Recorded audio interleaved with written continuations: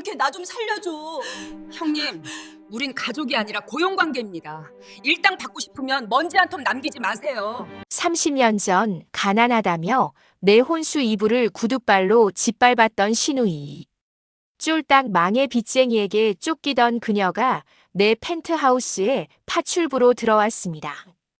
올케 나 좀 살려줘. 내 발밑에서 무릎 꿇고 비는 시누이를 향한 한마디. 형님, 우린 가족이 아니라 고용관계입니다. 일당 받고 싶으면 먼지 한 톨 남기지 마세요. 30년 전의 그날은 유난히도 습하고 눅눅한 공기가 좁은 단칸방을 가득 채우고 있었습니다. 벽지는 곳곳이 들떠 있었고 장판은 색이 바래 누런 빛을 띠고 있었죠. 정숙 씨와 성훈 씨가 부부의 연을 맺고 처음으로 꾸린 신혼집이었지만 가난이라는 현실은 달콤함보다는 비루함을 먼저 느끼게 했습니다. 방 한가운데에는 하얀 무명천으로 감싼 두툼한 목화솜 이불 한 채가 덩그러니 놓여 있었습니다. 그것은 정숙 씨의 친정 어머니가 딸을 시집 보내며 밤을 지새워 한 땀 한 땀 바느질해 주신 세상에서 하나뿐인 혼수였습니다. 비록 비싼 브랜드도 화려한 자수가 놓인 것도 아니었지만 정숙 씨에게는 그 어떤 보석보다 귀한 보물이었죠. 정숙 씨는 이불 귀퉁이를 조심스럽게 어루만지며 어머니의 거친 손마디를 떠올리고 있었습니다. 그때 낡은 나무 문이 삐걱거리는 소리와 함께 거칠게 열렸습니다.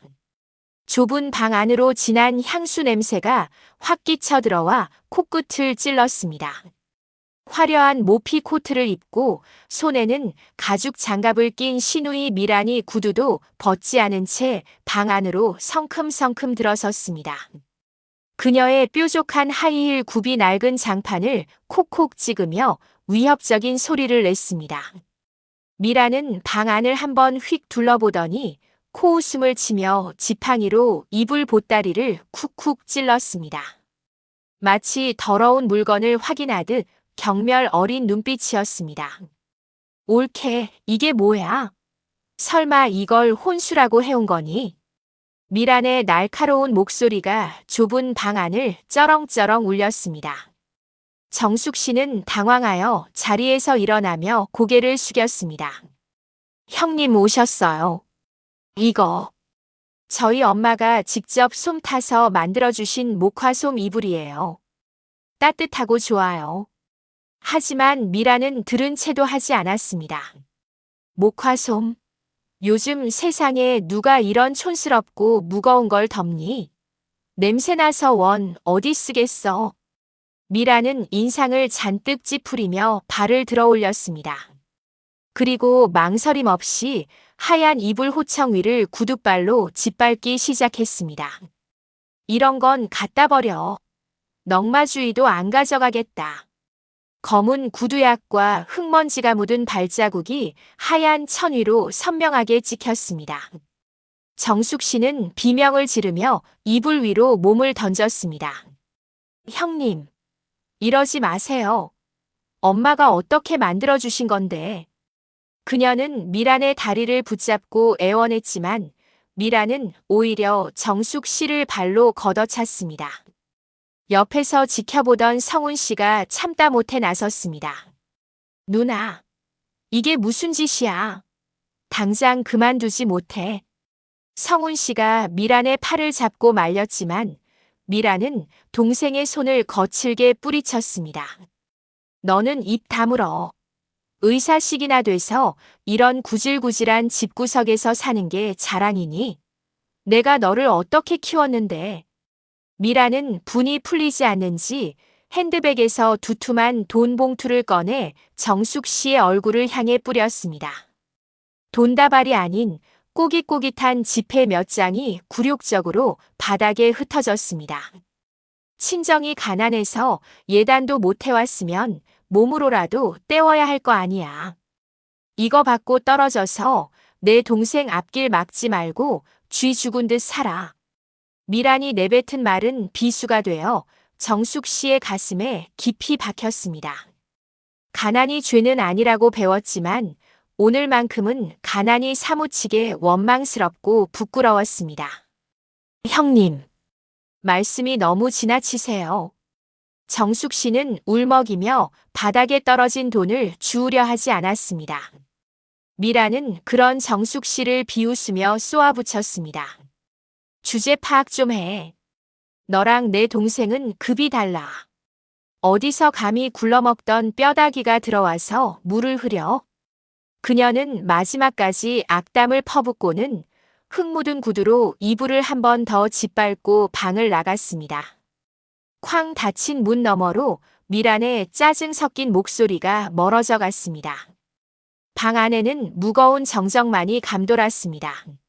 정숙 씨는 흙투성이가 된 이불을 끌어안고 하염없이 눈물을 흘렸습니다.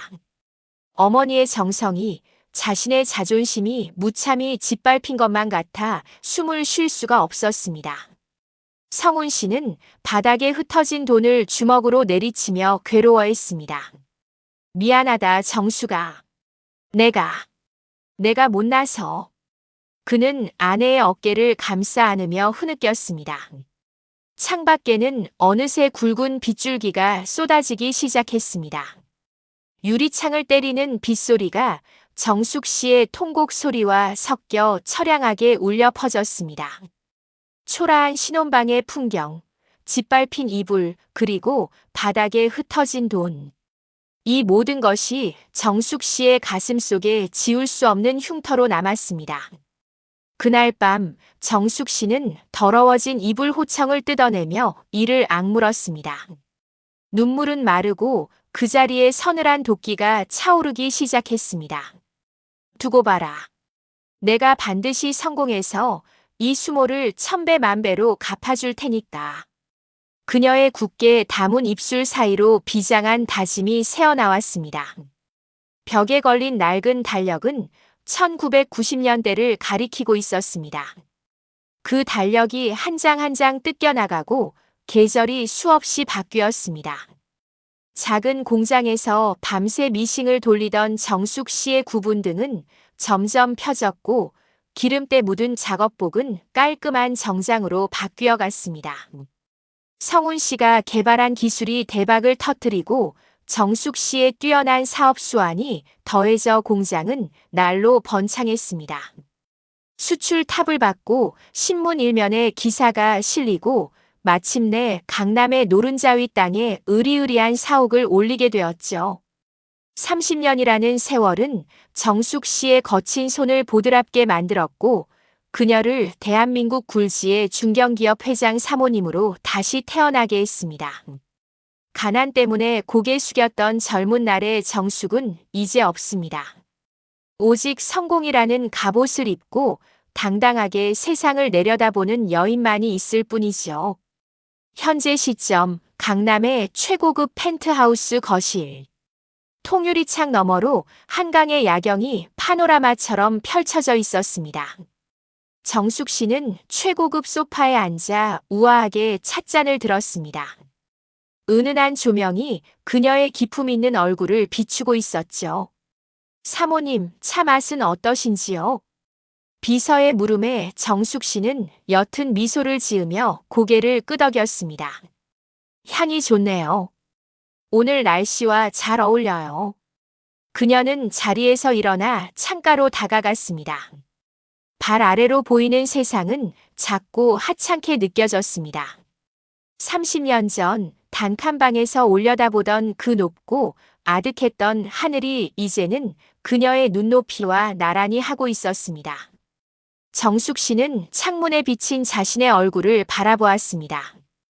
과거의 슬픔이나 분노는 찾아볼 수 없는 여유롭고 자신감 넘치는 눈빛이었습니다. 하지만 그 눈빛 깊은 곳에는 아직 꺼지지 않은 불씨 하나가 남아 있었습니다. 박미란. 그 이름을 떠올리는 것만으로도 심장 박동이 빨라졌습니다. 이제 때가 되었습니다. 묵은 빚을 청산하고 뒤틀린 과거를 바로잡을 시간이 다가오고 있었습니다. 정숙 씨는 우아한 손동작으로 찻잔을 내려놓고 인터폰을 눌러 수행 비서인 김 비서를 호출했습니다.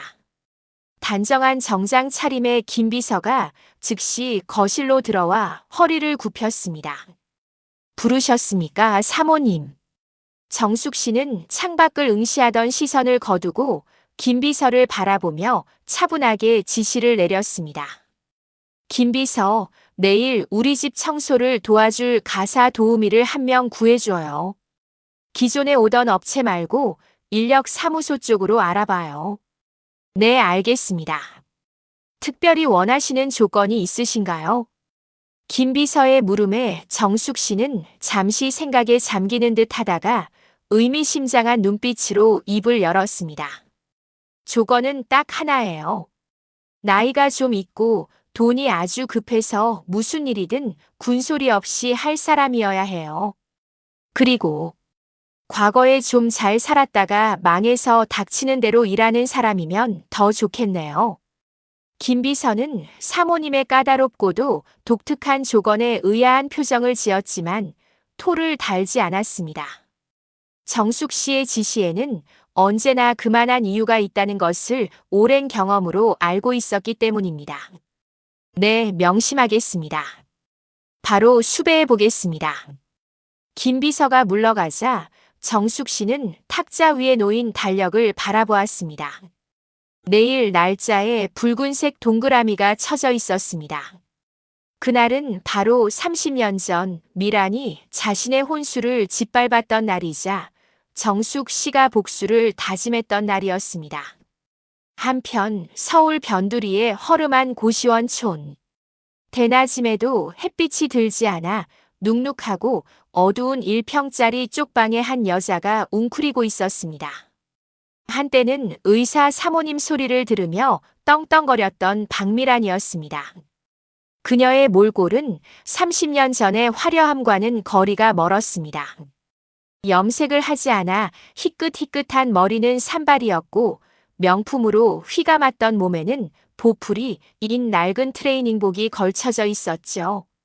미라는 다 불어터진 컵라면을 나무젓가락으로 뒤적거리며 한숨을 내쉬었습니다. 에휴, 내 팔자야. 내가 어쩌다 이런 꼴이 돼서. 남편이 죽고 난 뒤 외로움을 달래려 시작했던 도박은 걷잡을 수 없는 늪이 되었습니다. 그나마 남아있던 재산마저 사기꾼에게 속아 날려버리고 지금은 사채업자들에게 쫓기는 신세가 되어버린 것입니다. 그때 얇은 방문을 부서져라 두드리는 소리가 좁은 고시원 복도를 울렸습니다. 박미란, 안에 있는 거 다 알아. 문 열어. 사채업자들이었습니다. 미라는 먹던 컵라면을 내려놓고 황급히 이불을 뒤집어 썼습니다. 심장이 터질 듯이 쿵쾅거리고 공포에 질려 숨소리조차 낼 수 없었습니다. 이 아줌마가 진짜. 오늘 안 나오면 내일은 열쇠공 불러서 따고 들어간다. 좋은 말할 때 돈 갚아. 거친 욕설과 함께 문을 걷어차는 소리가 몇 번 더 들리더니 잠잠해졌습니다. 미라는 이불 밖으로 고개를 빼꼼히 내밀고 안도의 한숨을 내쉬었지만 등 뒤는 식은땀으로 흠떡 젖어 있었습니다. 더 이상은 이곳에 숨어 있을 수도 없었습니다. 당장 내일이라도 쫓겨나면 길거리로 나앉아야 할 판이었으니까요. 미라는 떨리는 손으로 낡은 폴더폰을 꺼내 인력사무소 소장에게 전화를 걸었습니다. 소장님, 저예요, 미란이. 혹시 일자리 좀 없어요? 아무거나 다 할게요. 제발요. 수학이 넘어 소장은 난처한 듯 뜸을 들였습니다. 아니, 박 여사님. 지난번에 식당 설거지하러 갔다가 그릇 다 깨먹고 쫓겨나셨잖아요. 이제 써주는 데가 없어요. 이번엔 진짜 잘할게요. 저 밥값도 없어요. 살려주세요. 미란이 울먹이며 애원하자 소장이 마지못해 입을 열었습니다. 마침 강남의 펜트하우스 사모님이 사람을 급하게 찾긴 하는데 거기가 워낙 까다로워서 다들 하루를 못 버티고 도망 나오는 집이에요. 성격이 보통이 아니라던데. 상관없어요. 돈만 주면 뭐든 해요. 일당은 셉니다. 하루 30만 원. 일반 파출부의 3배예요. 하시겠어요? 30만 원이라는 말에 미란의 눈이 번쩍 뜨였습니다. 그 돈이면 당장 급한 이자도 막고 며칠간 밥 굶을 걱정은 안 해도 되었습니다. 할게요. 무조건 할게요. 내일 아침 당장 갈게요. 미라는 앞뒤 잴 것 없이 덥석 미끼를 물었습니다. 전화를 끄는 미라는 짐 가방 구석에서 꼬깃꼬깃한 작업복을 꺼내 챙겼습니다. 내가 왕년에 청담동 사모님이었는데 남의 집 청소나 하러 가다니. 투덜거리면서도 당장 내일 밥값이 해결되었다는 사실에 안도하는 자신이 비참했습니다. 그날 저녁 정숙 씨의 펜트하우스. 김 비서가 정숙 씨에게 보고를 올렸습니다. 사모님, 인력사무소에서 연락이 왔습니다. 조건에 딱 맞는 사람을 찾았다고 합니다. 이름은 박미란, 나이는 66세. 현재 거주지는 불분명하지만 신용불량 상태라고 합니다. 박미란. 그 이름을 듣는 순간 정숙 씨의 입꼬리가 서늘하게 올라갔습니다. 예상대로였습니다. 벼랑 끝에 몰린 쥐는 눈앞에 놓인 치즈가 덫인 줄도 모르고 달려들기 마련이니까요. 수고했어요, 김 비서. 내일 아침 9시까지 오라고 하세요. 김 비서가 나가자 정숙 씨는 자리에서 일어나 옷방으로 향했습니다. 그녀가 꺼내온 것은 다름 아닌 하얀 목화솜 이불이었습니다. 30년 전 미란이 짓밟았던 그 이불과 똑같은 모양, 똑같은 감촉의 이불을 특별 주문 제작해둔 것이었죠. 정숙 씨는 이불을 거실 한가운데 탁자 위에 올려놓았습니다. 마치 재물을 올려놓는 제단처럼 말입니다. 정숙 씨는 거실 한쪽에 설치된 홈 카메라의 각도를 조절했습니다. 내일 벌어질 모든 상황을 하나도 빠짐없이 기록하기 위해서였습니다.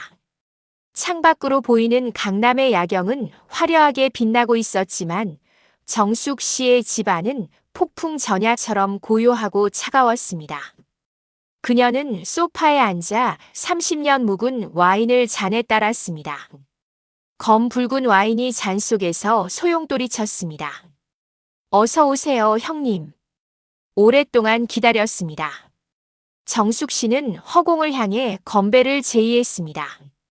이제 무대는 완벽하게 세팅되었습니다. 주인공인 정숙 씨와 악역인 미란이 30년 만에 마주할 시간이 카운트다운에 들어갔습니다. 내일 아침 펜트하우스의 문이 열리면 미란은 자신의 운명이 어떻게 뒤집혔는지 뼈저리게 목격하게 될 것입니다. 다음 날 아침 서울 하늘을 찌를 듯 솟아있는 강남의 최고급 주상복합 아파트 앞. 미라는 으리으리한 건물 입구에 서서 한참 동안 고개를 젖혀 꼭대기를 올려다보았습니다. 햇빛을 받아 번쩍이는 유리 외벽은 마치 접근할 수 없는 성벽처럼 거대하고 위압적으로 느껴졌습니다. 그녀가 입고 있는 보풀인 낡은 코트와 싸구려 운동화가 이곳의 풍경과 너무나도 이질적이어서 지나가는 입주민들의 시선이 따갑게 느껴질 정도였죠. 미라는 옷깃을 여미며 쭈뼛거리다가 경비원에게 신분증을 맡기고 방문증을 받아 엘리베이터에 올랐습니다. 초고속 엘리베이터가 귀가 먹먹해질 속도로 상승하는 동안 미란의 심장도 불안하게 쿵쾅거렸습니다. 도대체 얼마나 부자길래 이런 데서 산다니. 나도 왕년엔 잘 나갔는데. 질투와 호기심 그리고 자신의 처지에 대한 비관이 뒤섞여 복잡한 심경이었습니다. 50층 펜트하우스 층에 도착하자 엘리베이터 문이 열리고 웅장한 양문형 현관문이 나타났습니다. 미라는 떨리는 손가락으로 초인종을 눌렀습니다. 딩동 마이너스 하는 소리가 마치 심판의 종소리처럼 무겁게 울려 퍼졌습니다. 잠시 후 굳게 닫혀있던 현관문이 부드럽게 열리고 단정하게 머리를 묶은 김 비서가 모습을 드러냈습니다. 인력사무소에서 오셨나요? 박미란 씨 맞으시죠? 김 비서의 사무적이고 차가운 말투에 미라는 저절로 허리가 굽혀졌습니다. 네, 맞습니다. 일하러 왔어요. 들어오세요. 사모님은 지금 외출 중이시니 오시기 전까지 거실과 주방 청소를 끝내놓으시면 됩니다. 김 비서는 미란에게 슬리퍼를 내주며 안으로 안내했습니다. 현관 중문을 지나 거실로 들어서는 순간 미란의 입이 떡하고 벌어졌습니다. 눈앞에 펼쳐진 광경은 그녀가 상상했던 것 이상으로 화려하고 압도적이었습니다. 운동장처럼 넓은 거실 바닥에는 최고급 대리석이 깔려 있어 천장의 조명을 거울처럼 반사하고 있었고 통유리창 너머로는 한강의 물줄기가 그림처럼 흐르고 있었죠. 30년 전 자신이 떵떵거리고 살았던 의사 사모님 시절의 집보다도 훨씬 더 크고 고급스러운 인테리어였습니다. 미라는 현기증을 느끼며 거실 한가운데 서 있었습니다. 고시원 좁은 방에서 곰팡이 냄새를 맡으며 살던 그녀에게 이곳의 공기는 너무나 쾌적하고 향기로워 오히려 숨이 막힐 지경이었습니다. 뭐 하세요? 시간당 페이 계산되는 거 아시죠? 얼른 옷 갈아입고 시작하세요. 김 비서의 재촉에 미라는 화들짝 놀라 정신을 차렸습니다. 아, 네. 알겠습니다. 그녀는 가져온 가방에서 쭈글쭈글한 작업용 앞치마와 고무 장갑을 꺼냈습니다. 이 화려한 궁전에서 자신이 해야 할 일은 주인이 아니라 바닥을 기며 먼지를 닦아내는 하녀의 역할이라는 현실이 뼈저리게 다가왔습니다. 미라는 무릎을 꿇고 대리석 바닥을 걸레질하기 시작했습니다. 차가운 돌의 감촉이 무릎을 타고 올라왔지만 그녀는 쉴 새 없이 손을 놀려야 했습니다. 당장 오늘 일당을 받아야 내일 밥을 먹을 수 있었으니까요. 청소를 하는 내내 미란의 눈은 바쁘게 움직였습니다. 장식장에 놓인 도자기며 그림들이 예사 물건이 아님을 한눈에 알아볼 수 있었기 때문입니다. 이런 건 하나에 몇 천만 원은 할 텐데 주인 여자가 보통 내기가 아닌가 보네. 부러움에 배가 아파오면서도 한편으로는 혹시라도 물건을 깨뜨릴까봐 손끝이 조심스러워졌습니다. 김 비서는 안방에서 업무를 보는지 보이지 않았고 넓은 거실에는 미란 혼자 남겨졌습니다. 그녀는 거실 중앙 벽면에 걸린 커다란 액자를 닫기 위해 다가갔습니다. 먼지더리로 액자 틀을 털어내며 무심코 사진 속 인물들을 바라보았습니다. 중후한 멋이 풍기는 노신사와 기품 있게 나이든 부인이 다정하게 웃고 있는 대형 가족 사진이었습니다. 그런데 사진 속 남자의 얼굴을 본 순간 미란의 손이 멈칫했습니다. 이 사람 어디서 많이 본 얼굴인데. 미라는 눈을 비비고 사진을 다시 들여다보았습니다. 희끗희끗한 머리와 주름진 눈가, 하지만 그 이목구비는 너무나도 익숙한 것이었습니다. 그녀의 기억 속에 남아있는 젊은 시절의 모습과는 많이 달라졌지만 피는 물보다 진하다고 했던가요? 사진 속 남자는 다름 아닌 자신의 남동생 성훈이었습니다. 성훈이? 미란의 입에서 헛바람 같은 신음이 새어나왔습니다. 그렇다면 그 옆에 앉아있는 우아하고 귀티나는 부인은? 미란의 시선이 옆자리 여자에게로 옮겨갔습니다.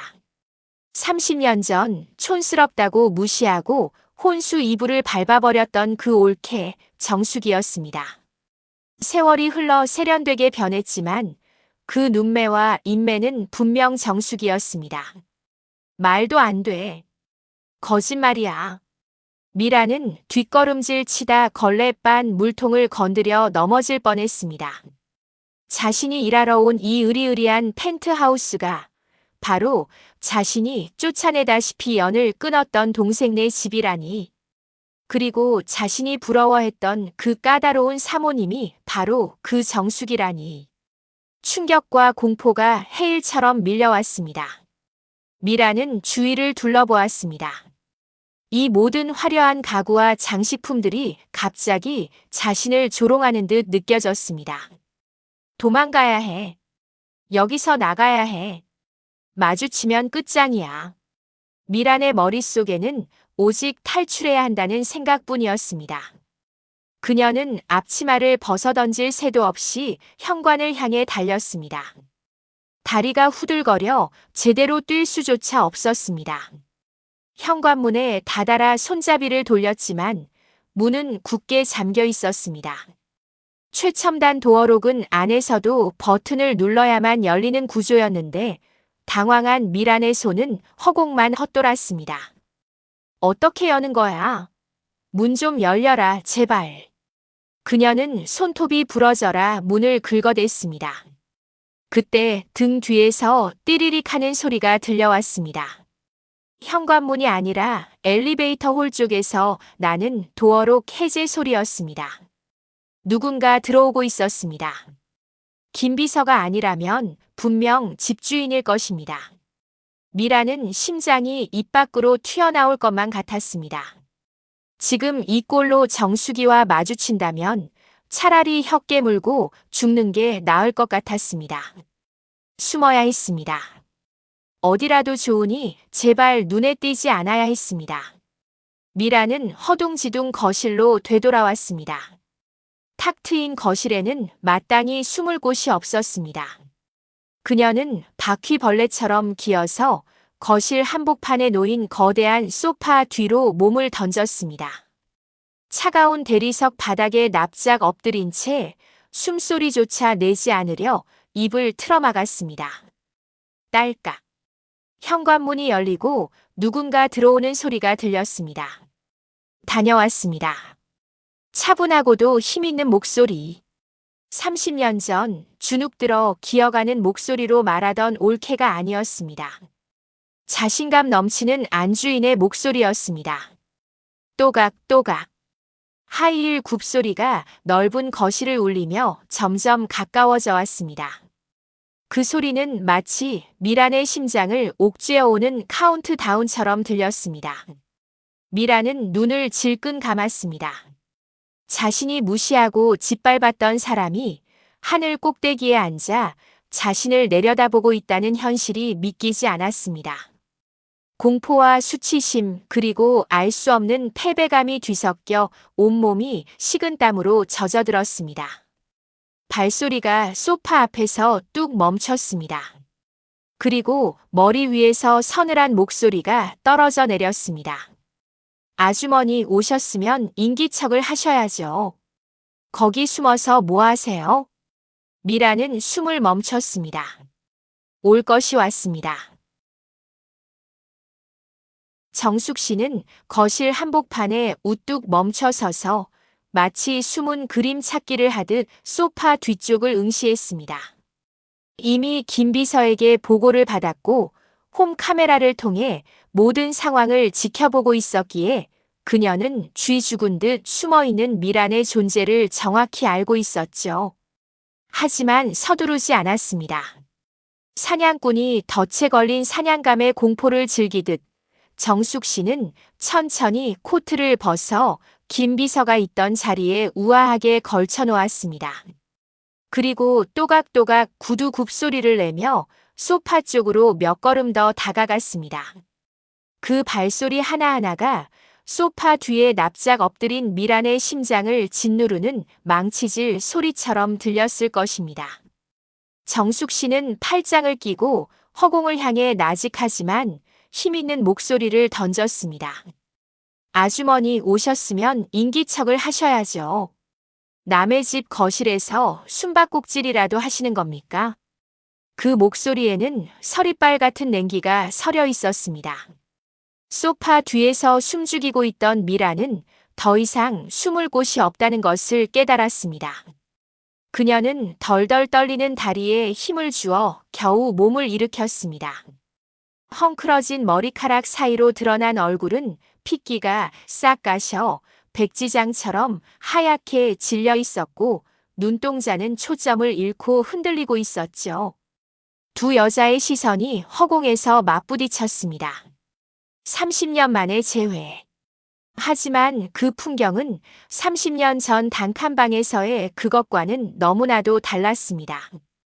그때는 미란이 고개를 쳐들고 정숙 씨를 내려다보았지만 지금은 정숙 씨가 꼿꼿이 서서 미란을 내려다보고 있었습니다. 정숙 씨는 미란을 보자마자 입가에 손을 가져다 대며 짐짓 놀란 척 연기를 시작했습니다. 어머, 이게 누구세요? 세상에. 형님 아니십니까? 그녀의 목소리 톤은 살짝 올라가 있었지만 눈빛은 차갑게 가라앉아 있었습니다. 미라는 입술이 파르르 떨려 말이 제대로 나오지 않았습니다. 옳게. 아니, 정수가. 쥐구멍이라도 있으면 숨고 싶은 심정이었습니다. 자신이 그토록 무시하고 짓밟았던 올케가 이 으리으리한 펜트하우스의 주인이라니. 그리고 자신은 그 집의 바닥을 닦으러온 파출부 신세라니. 이 기막힌 상황을 도저히 받아들일 수가 없어 현기증이 일었습니다. 정숙 씨는 미소를 지었지만 그 미소는 독을 품은 꽃처럼 아름답고도 위험해 보였습니다. 형님이 우리 집 가사 도우미로 오실 줄은 꿈에도 몰랐네요. 세상 참 좁습니다. 그렇죠? 정숙 씨는 천천히 다가와 미란의 낡은 옷매무새를 눈으로 훑었습니다. 명품으로 휘감았던 과거의 모습은 온데간데 없고 보풀인 티셔츠에 무릎 나온 바지를 입은 모습이 처량하기 그지없었습니다. 미라는 수치심에 얼굴이 붉게 달아올랐습니다. 더 이상 이곳에 1초도 머물고 싶지 않았습니다. 나 갈게. 내가 번지를 잘못 찾았어. 미안하다. 미라는 허둥지둥 가방을 챙겨 현관 쪽으로 몸을 돌렸습니다. 도망쳐야 한다는 생각뿐이었습니다. 하지만 정숙 씨의 차가운 목소리가 그녀의 발목을 잡았습니다. 어딜 가세요? 그냥 가시게요. 정숙 씨는 거실 탁자 위에 놓인 두툼한 노란색 서류 봉투를 턱끝으로 가리켰습니다. 위약금은 내고 가셔야죠. 계약서 제대로 안 보셨어요. 미라는 멈칫했습니다. 위약금이라니? 인력사무소랑 계약하실 때 사인하셨잖아요. 무단 이탈이나 당일 취소 시 위약금 500만 원 변상한다고. 여기 계약서 사본도 있네요. 정숙 씨는 탁자 위에 놓인 종이를 들어 팔랑거려 보였습니다. 사실 그것은 정숙 씨가 김비서를 시켜 인력사무소 소장에게 미리 언지를 넣어둔 미란을 올가매기 위한 덫이었습니다. 500만 원. 당장 컵라면 사 먹을 돈도 없는 미란에게 그 돈은 목숨값이나 다름없는 거금이었습니다. 미란의 얼굴이 사색이 되었습니다.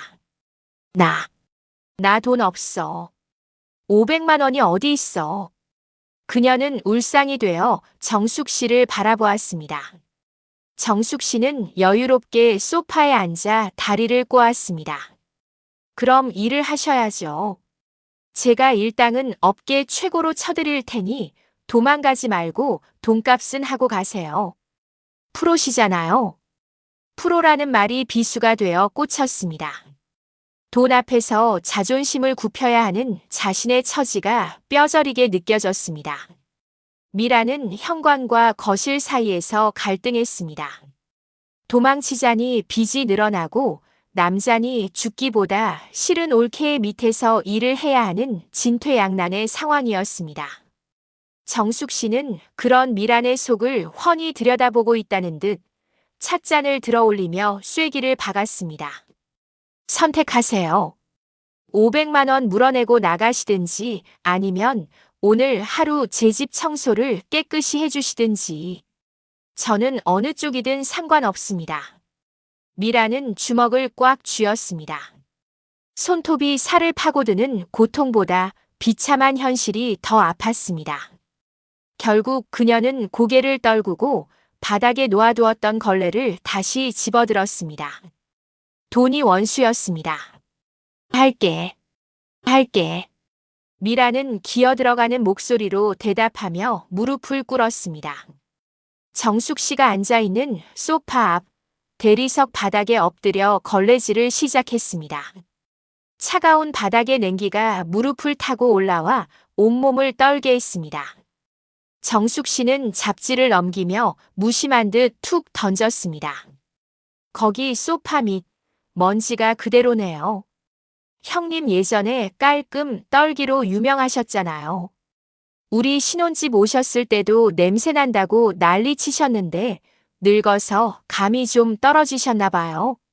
30년 전 미란이 정숙 씨에게 퍼부었던 독서를 교묘하게 비틀어 되돌려준 것입니다.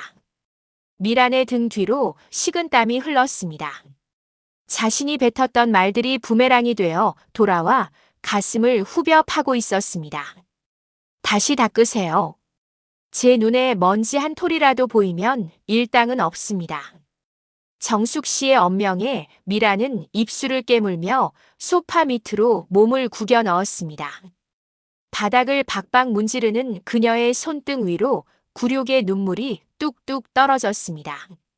정숙 씨는 소파에 편안히 등을 기대고 발밑에서 엎드려 일하는 미란의 모습을 내려다보았습니다. 30년 전 턱을 치켜들고 자신을 멸시하던 그 오만한 시선은 이제 땅바닥을 향해 처박혀 있었습니다. 이것은 단순한 청소가 아니었습니다. 갑과 을이 완벽하게 뒤바뀐 잔혹하고도 우아한 서열 정리의 시간이었습니다. 정숙 씨는 찻잔을 입에 가져가며 생각했습니다. 이건 시작일 뿐이야. 아직 멀었어, 형님. 거실 바닥을 기어다니며 치욕적인 걸레질을 마친 미라는 숨을 헐떡이며 일어났습니다. 땀으로 젖은 이마를 훔칠 새도 없이 정숙 씨는 턱끝으로 안방을 가리켰습니다. 거실은 대충 된 것 같으니 안방 침구 정리를 좀 해주세요. 이불솜을 좀 틀어야 하거든요. 미라는 욱신거리는 무릎을 부여잡고 절뚝거리며 안방으로 향했습니다. 펜트하우스의 안방은 웬만한 아파트 거실보다 넓고 화려했습니다. 킹사이즈 침대와 최고급 가구들이 놓인 그곳은 고시원 쪽방에 사는 미란에게는 별세계나 다름없었죠. 하지만 미란의 눈을 사로잡은 것은 화려한 샹들리에나 명품 가구가 아니었습니다. 침대 한가운데 덩그러니 놓여있는 하얀 광목천으로 쌓인 두툼한 이불 한 채였습니다. 최신식 인테리어와는 전혀 어울리지 않는 촌스럽고 투박한 목화솜 이불. 미라는 그 이불을 보는 순간 심장이 쿵 내려앉는 듯한 기시감을 느꼈습니다. 30년 전 자신이 구둣발로 짓밟고 흙먼지를 묻혔던 올케의 혼수 이불과 소름 끼치도록 닮아 있었기 때문입니다. 미란이 머뭇거리며 이불에 손을 대지 못하자 뒤따라 들어온 정숙 씨가 침대 곁으로 다가갔습니다. 왜 그러세요? 이불이 너무 무거워 보이나요? 정숙 씨는 하얀 장갑을 낀 손으로 이불 귀퉁이를 살짝 집어들었습니다. 마치 더러운 물건을 만지듯 검지와 엄지 끝으로만 잡은 채 코를 찡긋거렸습니다. 이거 형님이 옛날에 밟았던 그 이불이랑 참 비슷하죠? 그때 형님이 그러셨잖아요. 촌스럽고 냄새나서 못 쓰겠다고. 정숙 씨의 목소리는 나긋나긋했지만 그 내용은 미란의 폐부를 찌르는 칼날이었습니다. 미란은 입술이 파르르 떨렸습니다. 과거 자신의 오만했던 언행이 30년이라는 시간을 건너뛰어 생생하게 되살아나고 있었습니다. 그건 미란이 변명하려 입을 뗐지만 정숙 씨는 틈을 주지 않았습니다. 그녀는 미란이 입고 있는 낡고 찌든 작업복을 위아래로 천천히 훑어내렸습니다. 경멸과 혐오가 담긴 노골적인 시선이었습니다. 그런데 지금은 형님 옷에서 냄새가 좀 나네요. 이게 무슨 냄새죠? 싸구려 락스 냄새인가? 아니면 가난 냄새인가? 정숙 씨는 코앞에 손부채질을 하며 뒤로 한 걸음 물러섰습니다. 미란의 얼굴이 홍당무처럼 붉게 달아올랐습니다. 30년 전 정숙 씨에게 어디서 냄새나는 걸 가져왔냐며 모욕을 줬던 자신이 이제는 냄새나는 존재 취급을 받고 있었습니다. 수치심에 눈물이 핑 돌았지만 대꾸할 수 없었습니다. 실제로 자신의 옷에서는 퀴퀴한 고시원 냄새와 독한 세제 냄새가 진동하고 있었으니까요. 정숙 씨는 들고 있던 이불을 침대 아래 바닥으로 휙 내던졌습니다. 벅! 먼지가 피어오르며 무거운 목화솜 이불이 바닥에 처박혔습니다. 이건 버려야겠어요. 형님 냄새가 배서 도저히 못 쓰겠네. 넝마주의도 안 가져가겠어. 30년 전 미란이 했던 대사를 토시 하나 틀리지 않고 그대로 돌려주는 정숙 씨. 미란은 그제야 깨달았습니다. 이 모든 상황이 정숙 씨가 치밀하게 준비한 복수국이라는 것을. 이 이불은 우연히 그곳에 있었던 게 아니라 미란에게 과거의 죄를 상기시키기 위한 소품이었던 것입니다. 뭐 하세요? 안 치우고. 갖다 버리세요. 정숙 씨의 서늘한 명령에 미란은 바닥에 떨어진 이불을 주섬주섬 챙겼습니다. 무거운 솜 이불을 껴앉아 30년 전 울면서 이불을 챙기던 올케의 모습이 오버랩되었습니다. 그때 올케가 느꼈던 비참함이 이런 것이었을까요? 미란은 이불에 얼굴을 묻고 흐느끼고 싶었지만 정숙 씨의 감시하는 눈길 때문에 그럴 수조차 없었습니다. 그녀는 낑낑거리며 이불을 들고 방을 나갔습니다. 등 뒤에서 정숙 씨의 차가운 비웃음이 들려오는 듯 했습니다. 안방 청소가 끝나자 정숙 씨는 미란을 거실 장식장 앞으로 데려갔습니다. 그곳에는 고가의 도자기와 크리스털 장식품들이 진열되어 있었습니다. 여기도 닦으세요. 먼지 한 톨이라도 남기면 안 됩니다. 정숙 씨는 하얀 면장갑을 낀 손가락으로 장식장 선반을 쓱 훑었습니다. 아주 미세한 먼지가 장갑 끝에 묻어났습니다. 이것 보세요. 청소를 한 겁니까? 만 겁니까? 정숙 씨는 먼지 묻은 장갑을 미란의 눈앞에 들이밀었습니다. 형님, 예전에 시댁 오시면 제 살림 솜씨 타박하시면서 깔끔 떨기로 유명하셨잖아요. 문틀에 먼지 있다고 저를 쥐잡듯 잡으셨는데 늙어서 감이 좀 떨어지셨나 봐요. 미란은 고개를 들 수가 없었습니다. 과거 자신이 시누이 노릇을 하며 올케를 괴롭혔던 그 방식 그대로, 아니 그보다 더 정교하고 우아하게 되돌려 받고 있었습니다. 죄송합니다. 다시 닦겠습니다. 미란은 무릎을 꿇고 걸레를 다시 집어들었습니다. 장식장 유리를 닦는 그녀의 손이 덜덜 떨렸습니다. 행여나 비싼 도자기라도 깨뜨릴까봐 겁이 났지만 정숙 씨의 매서운 눈초리가 등 뒤에 꽂혀 있어 쉴 수가 없었습니다. 빡빡 닦으세요. 광이 날 때까지. 정숙 씨는 소파에 편안하게 앉아 잡지를 넘기며 감독했습니다. 미라는 무릎이 까질 정도로 바닥을 기어다니며 장식장을 닦았습니다. 땀방울이 턱을 타고 흘러 바닥에 떨어졌고 그 위로 굴욕의 눈물도 함께 떨어졌습니다. 흑, 흑.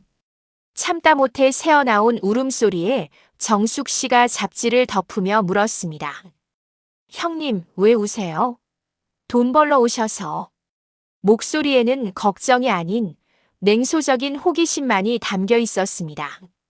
미라는 황급히 소매로 눈물을 훔치며 변명했습니다. 아니야. 눈에 먼지가 들어가서 그래. 먼지가 많네. 그러니까 청소를 잘하셨어야죠. 돈 받는 프로가 핑계는. 정숙 씨는 혀를 쯧 차며 인터폰을 들었습니다. 김비서를 호출하는 것이었습니다. 김비서, 오늘 도우미 아주머니가 일을 좀 서투르게 하시네. 점심은 따로 차려줄 필요 없고 샌드위치나 하나 사다 드려. 시간 아까우니까 먹으면서 하라고 해. 점심시간이 훌쩍 지난 오후 2시였습니다. 아침도 굶고 온 미란의 배에서는 꼬르륵 소리가 요동을 치고 있었습니다. 하지만 정숙 씨는 따뜻한 밥 한 끼조차 허락하지 않았습니다. 과거 만삭인 올케가 밥을 차려오면 입맛 없다며 밥상을 물리고 라면을 끓여오라고 시켰던 미란의 업보였습니다. 미란은 서러움에 가슴이 미어지는 것 같았습니다. 배고픔보다 더 견디기 힘든 것은 인간으로서의 존엄성이 철저하게 짓밟히고 있다는 사실이었습니다. 정숙 씨는 샌드위치 조각을 씹으며 일하는 미란을 보며 생각했습니다. 이 정도로 울지 마세요, 형님. 이제 겨우 이불 하나 털었을 뿐이잖아요.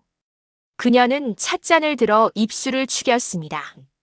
향기로운 차 냄새가 거실을 채웠지만 미란에게는 그 향기마저 고통이었습니다.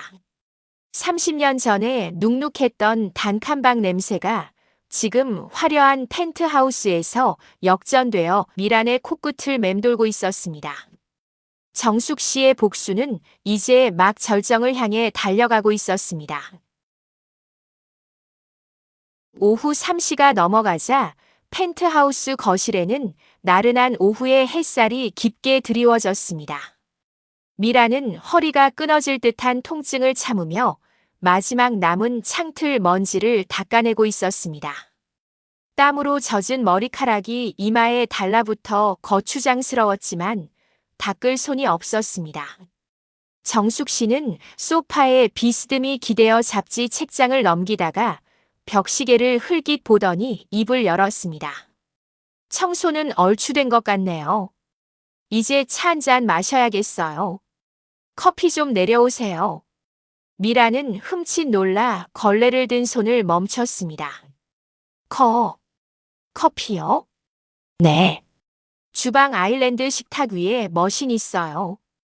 에스프레소 투샷으로 물은 조금만 넣어서 진하게요. 정숙 씨는 시선도 주지 않은 채 무심하게 주문했습니다. 미라는 쭈뼛거리며 주방으로 향했습니다. 주방에는 우주선 조종석처럼 복잡하게 생긴 최신형 커피 머신이 자리 잡고 있었습니다. 고시원 자판기 커피만 마시던 미란에게는 사용법조차 낯선 기계였죠. 그녀는 행여나 기계를 고장낼까봐 손을 벌벌 떨며 원두를 넣고 버튼을 눌렀습니다. 지잉하는 기계음과 함께 진한 커피 향이 퍼져나왔습니다. 한때는 자신도 매일같이 즐기던 그 향기가 지금은 남의 집 부엌에서 맡는 낯설고 두려운 냄새가 되어 있었습니다. 미라는 찻잔을 받쳐들고 거실로 나갔습니다. 최고급 본차이나 찻잔이 달그락거리는 소리를 내며 위태롭게 흔들렸습니다. 그녀는 죄인처럼 고개를 숙이고 정숙 씨 앞 탁자에 조심스럽게 잔을 내려놓았습니다. 여기 있습니다. 정숙 씨는 잡지를 덮고 찻잔을 들어 올렸습니다. 우아한 손놀림으로 잔을 입가에 가져가 향을 음미한 뒤 천천히 한 모금을 마셨습니다. 미라는 숨을 죽이고 그 모습을 지켜보았습니다. 제발 별말 없이 지나가기를, 이 시간이 빨리 끝나기를 간절히 바랐습니다. 하지만 정숙 씨의 미간이 미세하게 찌푸려졌습니다. 그녀는 입안에 머금었던 커피를 꿀꺽 삼키더니 찻잔을 들고 일어났습니다. 그리고 망설임 없이 주방으로 걸어가 싱크대 개수구에 커피를 콸콸 쏟아버렸습니다. 검은 액체가 하얀 싱크대 위로 허무하게 흘러내려갔습니다. 아깝네요. 비싼 원두인데. 정숙 씨는 빈 잔을 싱크대에 던지듯 내려놓으며 차갑게 말했습니다. 물 조절도 못하세요? 맹탕이잖아요. 입맛 다 버렸네. 미라는 당황하여 얼굴이 벌개졌습니다. 아니, 시키는 대로 했는데 이 모양입니까? 평소에 싸구려 믹스 커피만 드셔서 혀가 둔해지셨나 보네요. 정숙 씨의 독설은 멈추지 않았습니다. 예전에는 커피 맛 좀 안다고 유세 떠시더니 가난이 사람 입맛까지 촌스럽게 만드나 봅니다. 그 말은 미란의 가슴을 후벼 파는 비수였습니다. 30년 전 만삭의 몸으로 힘겹게 꿀물을 타온 정숙 씨에게 미란이 했던 말이 떠올랐기 때문입니다. 설탕물이냐? 비율도 못 맞추고 싼 티나게 이런 걸 내오다니. 그때 미란은 정숙 씨가 타온 꿀물을 화분에 부어버리며 모욕을 주었었죠. 지금 정숙 씨는 그때의 그 모욕을 더 세련되고 잔인한 방식으로 되돌려주고 있었습니다. 미라는 수치심에 눈물이 핑 돌았지만 반박할 수가 없었습니다. 자신이 저지른 죄의 무게가 고스란히 어깨를 짓누르고 있었으니까요. 됐어요. 다시 타오라고 해도 못할 것 같으니 그만하세요. 정숙 씨는 손을 휘휘 저으며 축객령을 내렸습니다. 미라는 안도감과 비참함이 뒤섞인 한숨을 내쉬며 앞치마 끈을 풀었습니다. 빨리 이 숨막히는 공간에서 도망치고 싶은 생각뿐이었습니다. 그녀가 허둥지둥 짐을 챙겨 현관으로 향하려는 찰나 현관문 도어록이 해제되는 경쾌한 멜로디가 들려왔습니다. 띠리리링. 육중한 문이 열리고 말끔한 정장 차림의 중년 신사가 들어왔습니다. 정숙 씨의 남편이자 미란의 하나뿐인 남동생 박성훈이었습니다. 다녀왔어, 여보. 성훈 씨는 구두를 벗으며 들어오다 거실 한가운데 어정쩡하게 서 있는 낯선 여자를 발견하고 멈칫했습니다. 헝클어진 머리에 낡은 작업복, 그리고 겁에 질린 표정의 여자. 성훈 씨는 눈을 가늘게 뜨고 그녀를 쳐다보았습니다. 누구? 그 순간 미란의 눈에서 왈칵 눈물이 쏟아졌습니다. 지옥 같은 이곳에서 만난 유일한 혈육, 동생 성훈이었습니다. 그녀는 앞뒤 잴 것 없이 동생에게 달려갔습니다. 성훈아, 나야 누나. 미란이 누나. 미란은 성훈 씨의 팔을 붙잡고 매달렸습니다. 아이고 성훈아, 내가 잘못했다. 나 좀 살려다오. 하지만 성훈 씨의 반응은 미란의 기대와는 전혀 달랐습니다. 그는 반가움 대신 경악과 혐오가 뒤섞인 표정으로 뒷걸음질을 쳤습니다.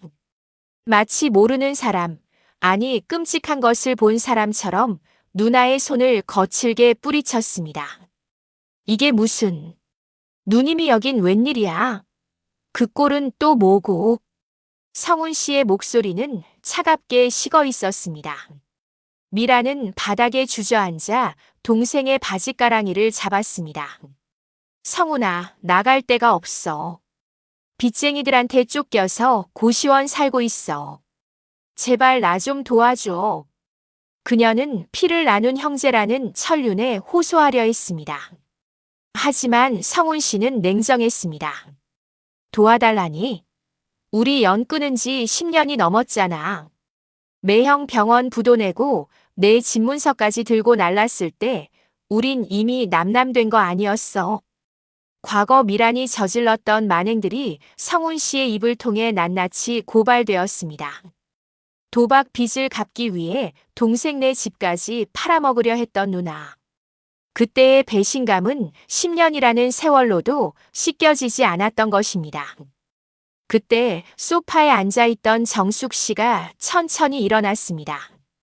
그녀는 당황한 남편에게 다가가 팔짱을 끼며 차분하게 말했습니다. 여보, 놀라지 마요. 이분은 오늘 인력사무소 통해서 오신 일일 도우미셔. 공과 사는 구분해야지.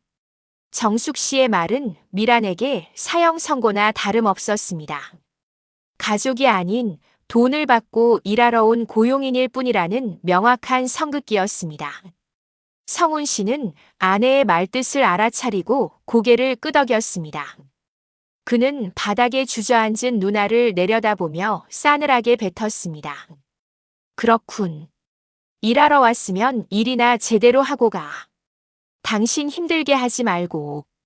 그리고는 미련 없이 등을 돌려 안방으로 들어가 버렸습니다. 성훈아, 성훈아. 미란이 절규하며 불렀지만 닫힌 방문은 다시 열리지 않았습니다. 마지막 희망이었던 동생마저 자신을 버렸습니다. 철저하게 혼자가 된 미란은 펜트하우스 거실 바닥에 엎드려 통곡했습니다. 으흐흐. 내가 죽일 년이지. 내가 미쳤었지. 그녀의 울음소리가 넓은 거실을 공허하게 울렸습니다. 정숙 씨는 우는 미란을 내려다보며 혀를 찢찢 찼습니다.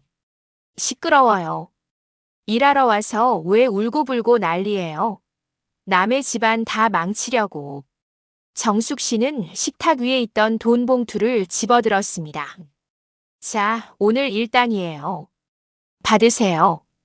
그녀는 봉투를 미란의 손에 쥐어주는 대신 탁자 위에 툭 던져놓았습니다. 그 모습이 미란을 더욱 비참하게 만들었습니다. 돈 받았으면 값어치를 하셔야죠. 우는 시간도 일당에 포함된 건 아닙니다. 정숙 씨의 냉정한 지적에 미란은 억지로 울음을 삼켰습니다. 돈. 그놈의 돈 때문에 자존심도 가족도 다 버려야 하는 현실이 뼈저리게 사무쳤습니다. 미란은 떨리는 손으로 탁자 위에 돈 봉투를 집어들었습니다. 지폐의 얇은 두께가 그녀의 가벼워진 인생 무게처럼 느껴졌습니다. 죄송합니다. 가보겠습니다. 미란은 도망치듯 현관으로 향했습니다. 하지만 정숙 씨는 끝까지 그녀를 놓아주지 않았습니다. 잠깐만요. 현관 청소가 남았잖아요. 들어올 때 흙 묻히셨던데 그거 다 닦고 가세요. 마지막까지 철저하게 부려먹겠다는 의지였습니다. 미란은 돈 봉투를 주머니에 쑤셔 넣고 다시 걸레를 들고 현관 바닥에 엎드렸습니다. 눈물 때문에 앞이 잘 보이지 않았지만 그녀는 묵묵히 바닥을 닦아야 했습니다. 30년 전 자신이 짓밟았던 올케의 눈물을 이제는 자신이 흘리며 닦아내고 있었습니다. 현관 센서 등이 깜빡거리며 미란의 구분 등 위로 그림자를 드리웠습니다. 미란은 무릎을 꿇고 엎드려 자신이 신고 들어올 때 묻혔던 흙먼지를 꼼꼼하게 닦아내고 있었습니다. 30년 전 올케의 혼수 이불을 짓밟을 때 묻혔던 그 흙먼지가 돌고 돌아 이제는 자신의 무릎 아래 놓인 것 같아 가슴이 미어질 듯 아팠습니다. 눈앞이 눈물로 흐려져 바닥이 잘 보이지 않았지만 그녀는 멈출 수 없었습니다. 해녀나 얼룩이라도 남기면 또다시 쏟아질 정숙의 매서운 질책이 두려웠기 때문입니다. 화려한 대리석 바닥에 비친 자신의 얼굴은 늙고 초라하기 그지없었습니다. 한때는 보석으로 치장하고 다녔던 목에는 땀띠 자국이 선명했고 네일 아트를 받던 손톱 밑에는 때가 껴 있었습니다. 걸레질하는 소리가 쓱싹, 쓱싹하고 정적을 깰 때마다 미란의 자존심도 함께 깎여나가는 듯 했습니다. 등 뒤에서 팔짱을 낀 채 지켜보던 정숙 씨가 나직이 입을 열었습니다. 형님. 미란은 흠칫 놀라 걸레질을 멈췄지만 차마 뒤를 돌아보지는 못했습니다. 30년 전 그날 기억하세요? 형님이 제 혼수 이불 밟으면서 하셨던 말. 정숙 씨의 목소리는 차분했지만 그 안에는 30년을 묵혀온 한이 서려 있었습니다. 친정이 가난하면 몸이라도 때우라고 냄새나니까 치우라고 하셨죠. 미란의 어깨가 사시나무 떨듯 흔들렸습니다. 그때 형님이 짓밟으신 건 솜 이불이 아니었어요. 가난하지만 정직하게 살았던 저희 친정엄마의 정성이었고 새 식구가 되었다고 설레던 제 가슴이었습니다. 정숙 씨는 천천히 다가와 미란의 등 뒤에 섰습니다. 그날 찢어진 제 가슴은 30년이 지난 지금도 아물지가 않네요. 그런데 이제 와서 용서라니요. 가족이라니요. 미라는 흐르는 눈물을 주체하지 못하고 바닥에 뚝뚝 떨구었습니다. 미안하다. 내가 정말 잘못했다.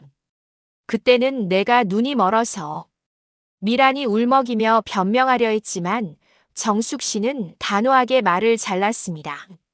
사과는 필요 없습니다. 이미 엎질러진 물이고 깨진 독이에요. 형님은 오늘 제 시누이로 온 게 아니라 일당 30만 원짜리 도우미로 오신 겁니다. 그걸로 족합니다. 정숙 씨는 현관문 버튼을 눌렀습니다. 철컥하는 소리와 함께 육중한 문이 열렸습니다. 다 닦으셨으면 이제 가보세요.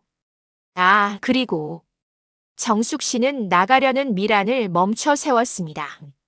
다음부터는 인력사무소에 얘기해서 우리 집엔 배정받지 마세요. 형님 꼴 보는 거 저도 유쾌하지 않으니까요. 마지막까지 냉정함을 잃지 않는 정숙 씨의 태도에 미라는 고개를 들 수 없었습니다. 그녀는 주머니 속 돈 봉투를 꽉 움켜쥐고 도망치듯 현관을 빠져나갔습니다. 안녕히 계세요. 기어 들어가는 목소리로 마지막 인사를 남기며 미라는 닫히는 문틈 사이로 펜트하우스의 화려한 불빛이 사라지는 것을 보았습니다. 문이 닫히는 쿵소리가 마치 자신의 인생의 마지막 남은 기회의 문이 닫히는 소리처럼 절망적으로 들렸습니다. 엘리베이터에 탄 미라는 거울 속에 비친 자신의 몰골을 보며 오열했습니다. 고급스러운 엘리베이터 내부와 꾀죄죄한 자신의 모습이 너무나 이질적이어서 견딜 수가 없었습니다. 숫자가 1층을 향해 내려가는 동안 미란의 마음도 지하 밑바닥까지 곤두박질 쳤습니다. 성훈이도 날 버렸어. 이제 정말 갈 곳이 없어. 유일한 혈육이었던 동생마저 외면했다는 사실이 뼈아프게 다가왔습니다. 하지만 누구를 탓할 수도 없었습니다. 모든 것은 자신의 오만과 탐욕이 자초한 결과였으니까요. 1층 로비에 도착해 밖으로 나오자 차가운 밤 공기가 훅 끼쳐왔습니다. 화려한 강남의 야경이 눈부시게 빛나고 있었지만 미란이 갈 곳은 곰팡이 냄새나는 고시원 쪽방뿐이었습니다. 그녀는 정숙 씨가 준 일당 봉투를 꺼내보았습니다. 30만 원. 30년 전 자신이 정숙 씨에게 던져주었던 돈 봉투보다 훨씬 두둑한 금액이었습니다. 그 돈이 너무나 고맙고 동시에 너무나 치욕스러워서 미라는 길바닥에 주저앉아 펑펑 울었습니다. 지나가던 사람들이 힐끔거렸지만 창피함조차 느낄 겨를이 없었습니다. 자신이 무시했던 올케의 발밑에서 번 돈으로 연명해야 하는 비참한 현실이 30년 전 자신이 밟았던 목화솜 이불보다 더 무겁게 그녀를 짓누르고 있었습니다. 한편 펜트하우스 현관. 정숙 씨는 미란이 나간 자리를 물끄러미 바라보고 있었습니다. 현관 바닥에는 물기가 남아 번들거리고 있었습니다. 그녀는 깊은 한숨을 내쉬며 긴장이 풀린 듯 벽에 기대어 섰습니다. 속이 시원할 줄 알았는데 막상 닥치고 보니 씁쓸함이 더 컸습니다. 사람의 인생이란 것이 이렇게 허무하게 뒤바뀔 수도 있다는 사실에 새삼 전율이 일었습니다. 하지만 후회는 없었습니다. 이것은 정당한 대가였고 자신이 받아야 할 사과였으니까요. 정숙 씨는 안방 문을 바라보았습니다. 미란이 들어왔을 때 매몰차게 외면하고 방으로 들어가 버린 남편 성훈 씨. 그의 마음 또한 편치 않을 것임을 알기에 정숙 씨는 마음을 추스르고 안방으로 향했습니다. 이제는 과거의 망령을 털어내고 현재의 행복을 지키는 일에 집중해야 할 때였습니다.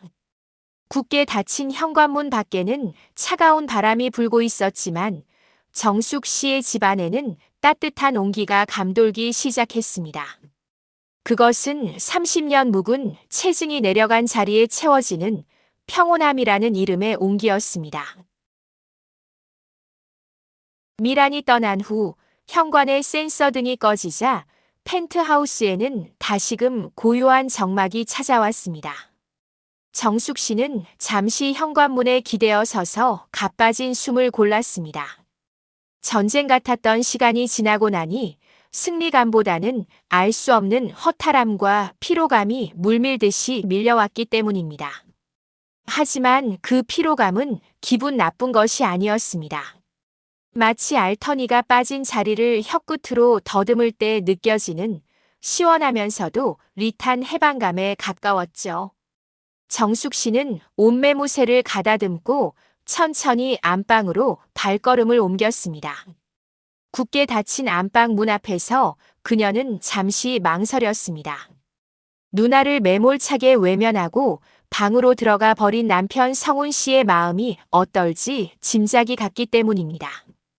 아무리 연을 끊었다고 해도 피를 나눈 혈육의 비참한 몰락을 눈앞에서 목격한 심정이 오죽할까요? 정숙 씨는 조심스럽게 문손잡이를 돌렸습니다. 방 안은 커튼이 쳐져 있어 어두컴컴했습니다. 성훈 씨는 침대 끝에 걸터 앉아 고개를 푹 숙인 채 바닥만 응시하고 있었습니다. 그의 굽은 등에서 깊은 고뇌와 참담함이 묻어났습니다. 정숙 씨가 들어오는 인기척에 성훈 씨는 천천히 고개를 들었습니다. 그의 눈가는 붉게 충혈되어 있었고 표정은 죄인처럼 어두웠습니다. 갔어. 성훈 씨의 목소리는 갈라져 있었습니다. 정숙 씨는 말없이 고개를 끄덕이며 남편의 옆자리에 앉았습니다. 두 사람 사이에는 한동안 무거운 침묵만이 흘렀습니다. 그 침묵을 먼저 깬 것은 성훈 씨였습니다. 그는 정숙 씨의 손을 자신의 두 손으로 꽉 감싸 쥐었습니다. 그의 손바닥이 축축하게 젖어 있었습니다. 미안하다, 정숙아. 정말 미안해. 성훈 씨는 아내의 눈을 제대로 쳐다보지도 못한 채 사과를 거듭했습니다. 내가 못나서 30년 전에도 당신 지켜주지 못하고 누나 행패 부리는 거 보고만 있었는데 오늘 또 내 핏줄 때문에 당신 마음을 어지럽혔네. 정숙 씨는 남편의 손등을 부드럽게 토닥였습니다. 30년 전 누나의 기세에 눌려 아무 말도 못하고 주먹만 쥐고 있었던 유약했던 남편. 하지만 오늘 그는 달랐습니다. 누나의 바짓가랑이를 뿌리치고 아내의 편에 서서 단호하게 선을 그어주었습니다. 그것만으로도 정숙 씨는 충분히 위로받았다고 느꼈습니다. 당신 잘못 아니에요. 다 지난 일이고 각자 뿌린 대로 거두는 거잖아요. 정숙 씨의 담담한 위로에 성훈 씨는 깊은 한숨을 내쉬었습니다. 누나 꼴을 보니 참 인생이 허무하다 싶어. 의사 사모님 소리 들으면서 천하를 다 가진 것처럼 굴더니 결국 남의 집 걸레질이나 하는 신세가 되다니. 성훈 씨는 씁쓸한 표정으로 창밖을 바라보았습니다. 그래도 당신이 오늘 누나한테 하는 거 보면서 속이 다 시원하더라. 당신 참 대단해. 그 모진 세월 다 견디고 이렇게 당당하게 이겨내줘서. 정말 고맙고 존경스러워. 남편의 진심 어린 고백에 정숙 씨의 눈시울이 붉어졌습니다. 지난 30년간 가슴속에 응어리져 있던 한이 남편의 인정과 위로 한마디에 눈 녹듯 사라지는 것 같았습니다. 복수는 상대를 무너뜨리는 것에서 끝나는 것이 아니라 내 곁에 있는 사람들과의 관계를 회복하고 치유받을 때 비로소 완성되는 것임을 깨달았습니다. 여보, 우리 술 한잔 할까요? 정숙 씨가 분위기를 바꾸려 밝은 목소리로 제안했습니다. 술? 좋지. 당신 좋아하는 와인 따를까? 아니요. 오늘은 와인 말고 소주 한 잔해요. 옛날 생각나게. 두 사람은 거실로 나와 식탁에 마주 앉았습니다. 안주라고는 김치와 마른 멸치뿐이었지만 그 어느 때보다 풍성한 술상이었습니다. 성훈 씨가 투명한 소주잔에 술을 채워주었습니다. 자, 받아요. 그동안 고생 많았어, 김 회장님. 성훈 씨의 농담에 정숙 씨는 박 이사님도 고생하셨어요 라고 맞장구 치며 웃었습니다. 쨍 하고 잔이 부딪히는 소리가 경쾌하게 울렸습니다. 독한 소주가 목을 타고 넘어가자 뱃속이 뜨끈해지며 긴장이 풀렸습니다. 정숙 씨는 빈잔을 만지작거리며 입을 열었습니다. 아까 형님 나가는 뒷모습을 보는데 통쾌할 줄 알았거든요. 근데 이상하게 마음이 짠하더라고요. 그게 당신이 착해서 그래. 나라면 소금이라도 뿌렸을 텐데. 착한 게 아니라 그냥 사람이 저렇게까지 망가질 수도 있구나 싶어서 무서웠어요. 우리도 늘 조심하고 겸손하게 살아요, 여보. 정숙 씨의 말에 성훈 씨는 고개를 끄덕이며 아내의 손을 다시 한번 잡았습니다. 명심할게. 당신 말 들으면 자다가도 떡이 생긴다잖아. 내가 평생 당신 말만 듣고 살아서 이만큼 성공한 거니까. 밤이 깊어갈수록 두 사람의 대화는 깊어졌습니다. 가난했던 신혼 시절, 밤새 미싱을 돌리던 공장 시절, 그리고 성공을 위해 앞만 보고 달렸던 시간들. 그 치열했던 기억들을 안주 삼아 나누는 술잔에는 미움이나 원망 대신 서로에 대한 전우애와 깊은 사랑이 채워지고 있었습니다. 거실 한편에 놓여있던 미란에게 보여주기 위해 꺼내놓았던 목화솜 이불이 눈에 들어왔습니다. 정숙 씨는 자리에서 일어나 이불에게 다가갔습니다. 30년 전에 상처를 상징하던 그 이불은 이제 더 이상 아픔이 아니었습니다.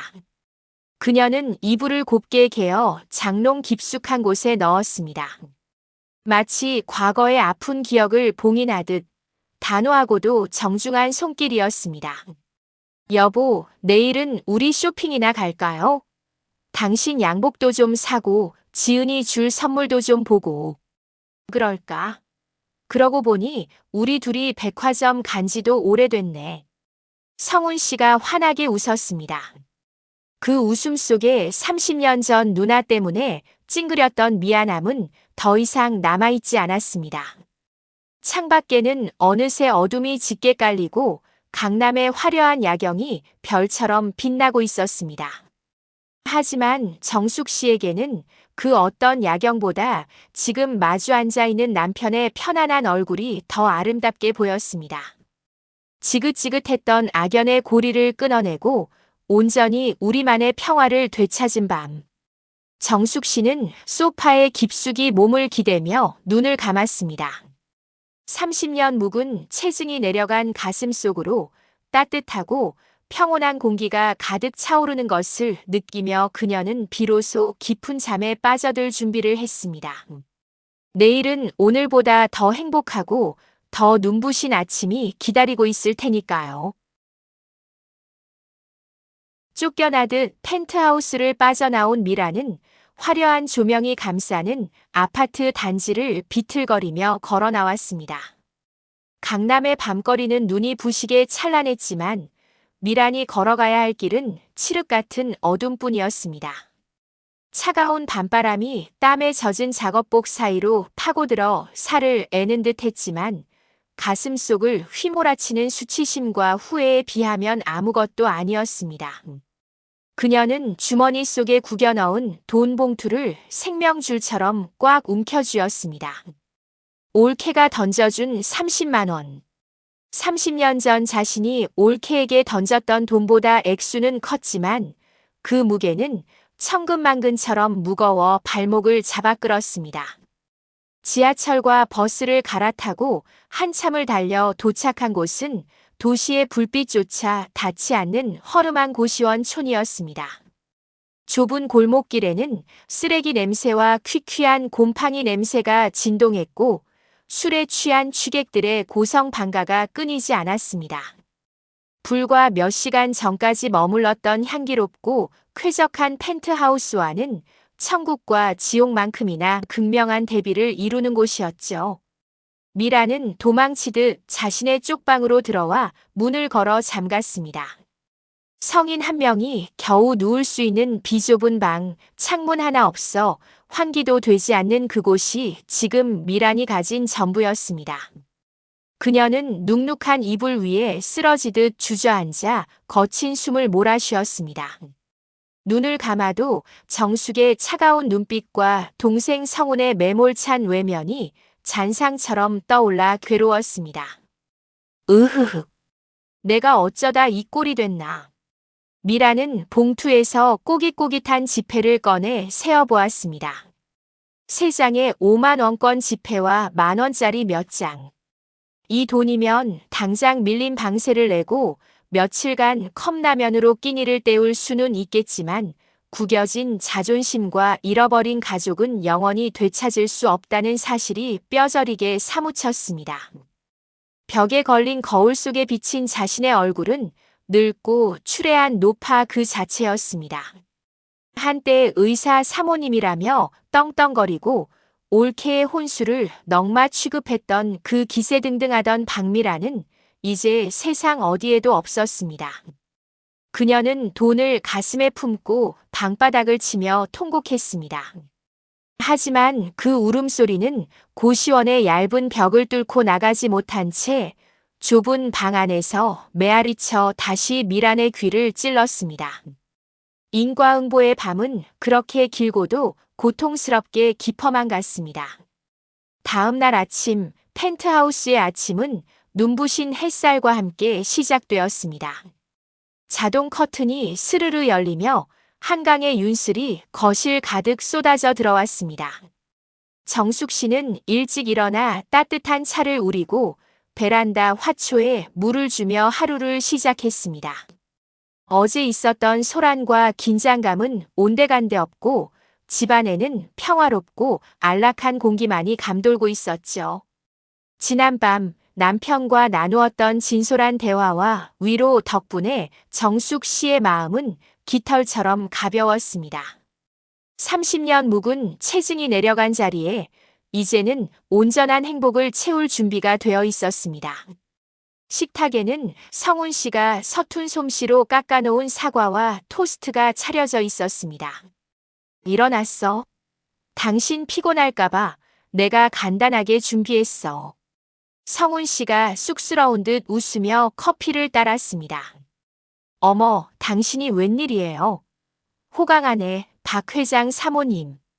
정숙 씨가 농담을 건네자 두 사람은 마주보고 환하게 웃었습니다. 이 소소하고 따뜻한 아침 식탁이야말로 정숙 씨가 그토록 지키고 싶었던 그리고 이제야 비로소 완성된 행복의 풍경이었습니다. 식사를 마친 정숙 씨는 옷방으로 들어가 외출 준비를 했습니다. 오늘은 남편과 백화점 데이트를 하기로 한 날이었습니다. 그녀는 옷장을 열어 가장 화사한 색감의 원피스를 골랐습니다. 거울 앞에 서서 화장을 하고 귀걸이를 거는 그녀의 표정은 첫 데이트를 앞둔 소녀처럼 설레 보였습니다. 여보, 준비 다 됐어요. 성훈 씨가 멋진 정장 차림으로 현관에서 기다리고 있었습니다. 네, 가요. 오늘 당신 카드 좀 긁을 건데 각오하세요. 허허, 마음껏 긁어. 내 전 재산 다 써도 돼. 당신이 기분만 풀린다면야. 성훈 씨는 아내의 손을 꼭 잡고 엘리베이터 버튼을 눌렀습니다. 두 사람이 탄 엘리베이터는 미끄러지듯 아래로 내려갔습니다. 어제 미란이 눈물을 흘리며 내려갔던 그 공간이었지만 오늘 두 사람에게는 행복으로 향하는 통로였습니다. 백화점에 도착한 두 사람은 층층을 누비며 쇼핑을 즐겼습니다. 성훈 씨에게는 점잖은 넥타이를, 딸 지은에게 줄 예쁜 스카프를 고르며 웃음꽃을 피웠습니다. 그리고 정숙 씨는 발걸음을 침구 매장으로 옮겼습니다. 그녀의 시선이 머문 곳은 최고급 구스다운 이불이 진열된 곳이었습니다. 폭신하고 가벼운 구름 같은 하얀 이불. 30년 전 무겁고 촌스럽다며 짓밟혔던 목화솜 이불과는 전혀 다른 부와 성공을 상징하는 듯한 침구였습니다. 직원이 다가와 친절하게 설명했습니다. 사모님, 안목이 좋으시네요. 이게 이번 시즌 최고급 라인입니다. 덮으면 정말 가볍고 따뜻해요. 정숙 씨는 이불의 감촉을 손으로 쓸어보았습니다. 부드럽고 매끄러운 감촉이 손끝을 타고 전해졌습니다. 과거의 상처가 덧이 펴진 낡은 기억 대신 이제는 새롭고 포근한 기억을 덮고 잘 시간이었습니다. 이걸로 주세요. 제일 좋은 걸로요. 정숙 씨는 망설임 없이 카드를 내밀었습니다. 결제 서명을 하는 그녀의 손길에는 거침이 없었습니다. 그것은 단순히 이불을 사는 행위가 아니라 과거의 가난과 서름을 완벽하게 청산하고 스스로에게 주는 보상과도 같았습니다. 쇼핑을 마친 두 사람은 백화점 라운지에 앉아 차를 마셨습니다. 통유리창 너머로 분주하게 오가는 사람들의 모습이 보였습니다. 정숙 씨는 찻잔을 내려놓으며 창밖을 응시했습니다. 어딘가에서 비참한 하루를 보내고 있을 미란의 모습이 스쳐 지나갔지만 더 이상 마음이 요동치지는 않았습니다. 그녀는 이제 과거에 묶여 사는 사람이 아니라 현재를 즐기고 미래를 꿈꾸는 사람이었으니까요. 여보, 우리 다음 달엔 여행이나 갈까? 유럽 쪽으로. 성훈 씨의 제안에 정숙 씨는 환한 미소로 고개를 끄덕였습니다. 좋아요. 파리도 가고 스위스도 가고. 다 가봐요, 우리. 두 사람은 맞잡은 손에 힘을 주었습니다. 따스한 오후의 햇살이 두 사람의 어깨 위로 쏟아져 내렸습니다. 지옥 같은 밤을 보내고 있을 누군가와는 달리 정숙 씨의 인생에는 눈부신 정오의 태양이 높이 떠올라 있었습니다. 남의 눈에 눈물 내면 제 눈엔 피눈물 난다는 옛말 하나 틀린 것 없습니다. 상대를 무너뜨리는 것보다 더 무서운 복수는 보란 듯이 성공해서 행복하게 사는 것입니다. 오늘 정숙 씨의 우아하고도 처절한 30년 묵은 복수극이 여러분의 속을 시원하게 뚫어드렸길 바랍니다. 다음 시간에도 가슴 뻥 뚫리는 사이다가 같은 우리 이웃의 진짜 이야기로 찾아오겠습니다.